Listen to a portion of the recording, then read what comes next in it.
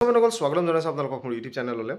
দৰমহাত আশা বহুতৰে থাকে আৰু প্ৰায় সকলো বিভাগৰে দৰমহা বুলিয়ে নহয় পদ সৃষ্টি হওক বা পদ উন্নীতকৰণ হওক বা ধৰি লওক আপোনালোকৰ নতুন পদ যি বেলেগ বেলেগ পদ কিছুমান সৃষ্টি কৰা হওক বা ডিপাৰ্টমেণ্টেল পৰীক্ষা হওক বা গ্ৰেড পে সলনি কৰা হওক বা পে স্কেল সলনি কৰা হওক এনেকুৱা বহুতখিনি সমস্যা থাকে।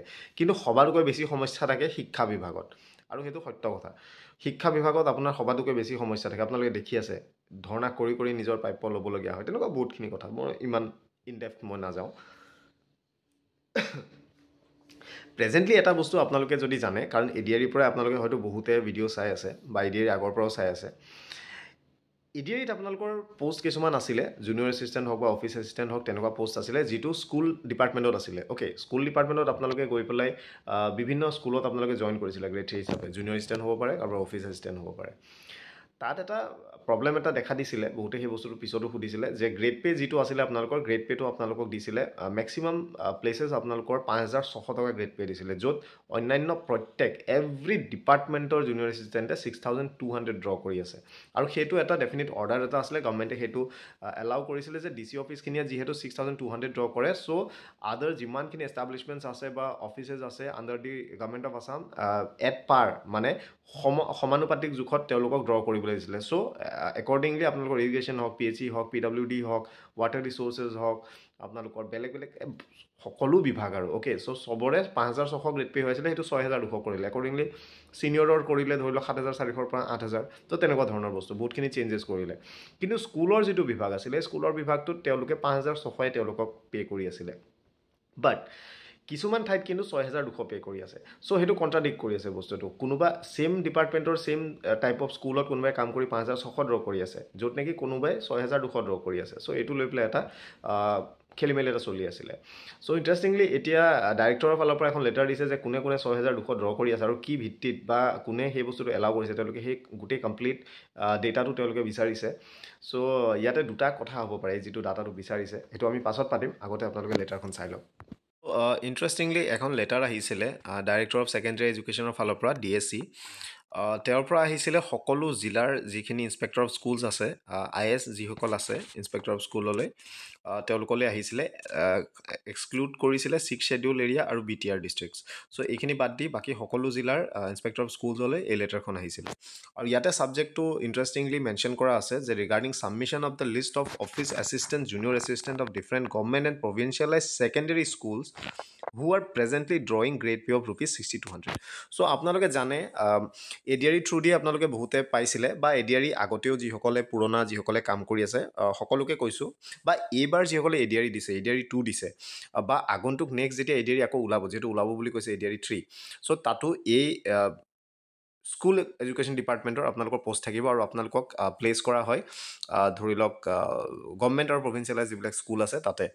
চ' এই পষ্টবিলাক আপোনালোকৰ আগতেও আছিলে, এডিআৰিটো আপোনালোকে জইন কৰিছে, এডিআৰি 2টো বৰ্তমান আছে।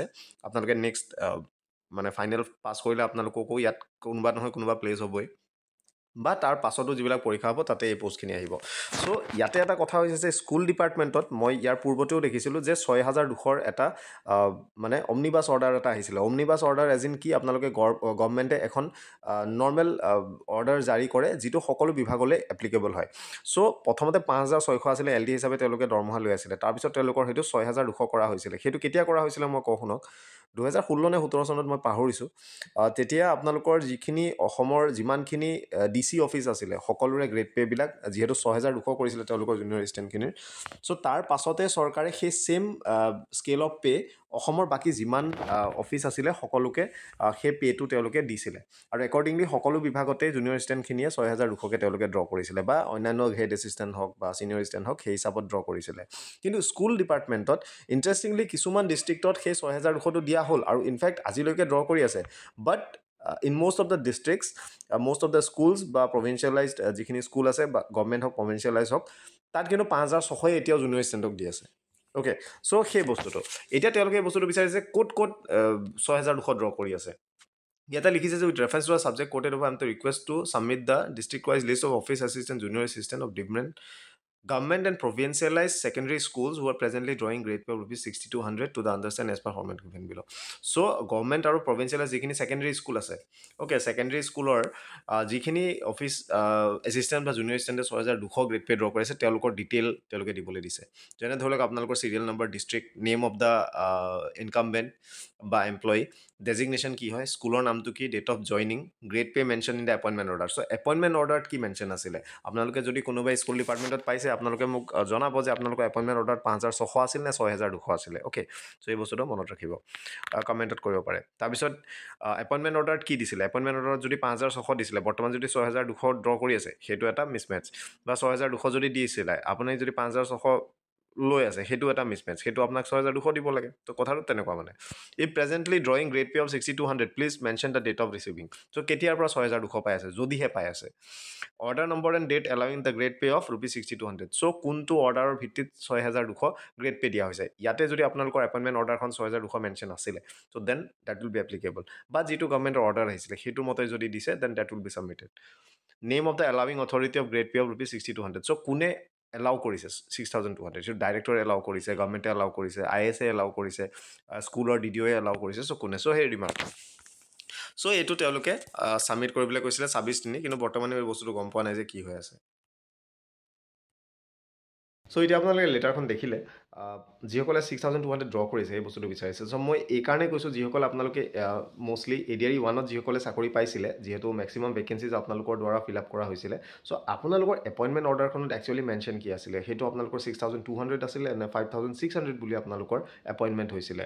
চ' 5600 বুলি যদি এপইণ্টমেণ্ট হৈছিলে, যিহেতু সেইটো গ্ৰেজুৱেট পষ্ট আছিলে আৰু তাৰ ৰিলেটেড গভৰ্ণমেণ্ট অৰ্ডাৰ আছে, অলৰেডি গভৰ্ণমেণ্ট অৰ্ডাৰ আছে, তেওঁলোকে মানে 6200 ড্ৰ কৰিবৰ কাৰণে, যিহেতু DC অফিচ যিমানখিনি আছিলে তেওঁলোকৰ এট পাৰ সকলো ডিপাৰ্টমেণ্টক ল'বলৈ দিছিলে। চ' সেইটো ভিত্তিত য়েছ ড্ৰ কৰিব পাৰে। So' I don't think there is any conflict in the finance department. কিন্তু আপোনালোকৰ যিটো পষ্ট, সেইটো ফিনাছামত আপডেট হৈ আছে নে নাই, 5600ৰ জেগাত 6200 হৈ আছে নে নাই, নে 5600 হৈ আছে, তেনেকুৱা ধৰণৰ বহুতখিনি কথা আহে। এতিয়া কথা হ'ল যে যিটো ডাটা বিচাৰিছে, এই ডাটাটো বিচৰাৰ দুটা কাৰণ হ'ব পাৰে। হয়তো যিসকলে 6200 ড্ৰ কৰি আছে তেওঁলোকক হয়তো ৰিভাৰ্ট কৰিব টু 5600, বা যদি সেই বস্তুটো যদি সঠিক হয়, যিহেতু সেইটো হ'ব লাগে 6200, চ' 5600খিনিকো হয়তো 6200লৈ উন্নীত কৰিব। বাট সেই বস্তুটো মোৰ লগা নাই, 6200খিনিক হয়তো বেক কৰিব চাগে। চ' ইয়াতে আৰু এটা কথা আছে, আপোনালোকে যিমানে চাকৰি কৰি আছে, এটা বস্তু মনত ৰাখিব, ফিনাছামত য'ত আপোনালোকৰ চেলাৰী হয়, ডাইৰেক্টৰেট কমিশ্যনাৰেটৰ কথা কোৱা নাই, যিটো চেণ্ট্ৰেলি হয় তাত মোটামুটি ঠিকেই থাকে। বাট ডিষ্ট্ৰিক্ট অফিচেছ যিমানখিনি আছে, আপোনালোকে নিজৰ পষ্টটো আপোনালোকে চেক কৰিব যে আপোনালোকৰ পষ্ট, যদি আপুনি জুনিয়ৰ এছিষ্টেণ্ট হিচাপে আপোনালোকে এপইণ্টমেণ্ট পাইছে, আপুনি যিটো মানে চেলাৰী হেডত আপুনি চেলাৰী লয়, তাত LDA হৈ আছে নেকি, বা ধৰি লওক জুনিয়ৰ এছিষ্টেণ্ট হৈ থকা নাই নেকি, বা আপোনাৰ গ্ৰেড পেটো 5600 হৈ আছে নে 6200 হৈ আছে, কোনটো গ্ৰেড পে আপুনি পাবলৈ, ছাপ'জ 6200 পাব লাগে, আপোনাৰ 5600 হৈ আছে। চ' সেইটো আপোনালোকে চেঞ্জ কৰিব লাগিব। অ'কে, চ' তেনেকুৱা হ'লে কি হয়, কেতিয়াবা ট্ৰেজাৰীয়ে সেই বস্তুটো বিল আপোনালোকৰ ৰিজেক্ট কৰিব পাৰে, যে আপোনাৰ যদি ফিনাছামত 5600 হৈ আছে, আপুনি যদি বিল দি আছে 6200, দেন সেই বস্তুটো তেওঁলোকে ইচ্ছা কৰিলে ৰিজেক্ট কৰিব পাৰে, বিকজ সেইটো মেটচ কৰা নাই। চ' এইটোৰ কাৰণে কি কৰিব লাগিব, আপোনালোকে নিজৰ পষ্টটো আপুনি আপগ্ৰেড কৰিব লাগিব, বা আপোনালোকৰ চেলাৰী যিটো পে'মেণ্ট হয় বা গ্ৰেড পে' হয়, সেইবিলাক আপোনালোকে কাৰেকশ্যন কৰিব লাগিব। কাৰেকশ্যন কৰিবলৈ থ্ৰু আপোনাৰ DDO আপুনি ট্ৰেজাৰী অফিচাৰলৈ মানে ফৰ্মেলি আপোনালোকে লেটাৰ দিব লাগিব, সেই গোটেই বস্তুটো মেনশ্যন কৰি পেলাই, সেইটো তাৰপিছত ঠিক কৰা হয়। তো এনেকুৱা ধৰণৰ কথা, আপোনালোকে সেই বস্তুটো চেক কৰিব এবাৰ, আজিলৈকে যদি চোৱা নাই। চ' বাকী এই যি স্কুল ডিপাৰ্টমেণ্টৰ কথা আছিলে, এইটো 6200টো মষ্ট প্ৰবেবলি এইটো ৰিভাৰ্ট বেক কৰিব, যিমান দূৰ হেৰি হয়। তো উপায় নাই, বাট যিমানেই নহওক, স্কুল ডিপাৰ্টমেণ্টটো এট পাৰ যিখিনি অফিচ ষ্টাফ আছে, তেওঁলোকে বাকী ডিপাৰ্টমেণ্টে যেনেকৈ পায় তেওঁলোকেও সেইটো পাব লাগে, আৰু 6200 তেওঁলোককো বৰ্তমান এলট কৰিব লাগে।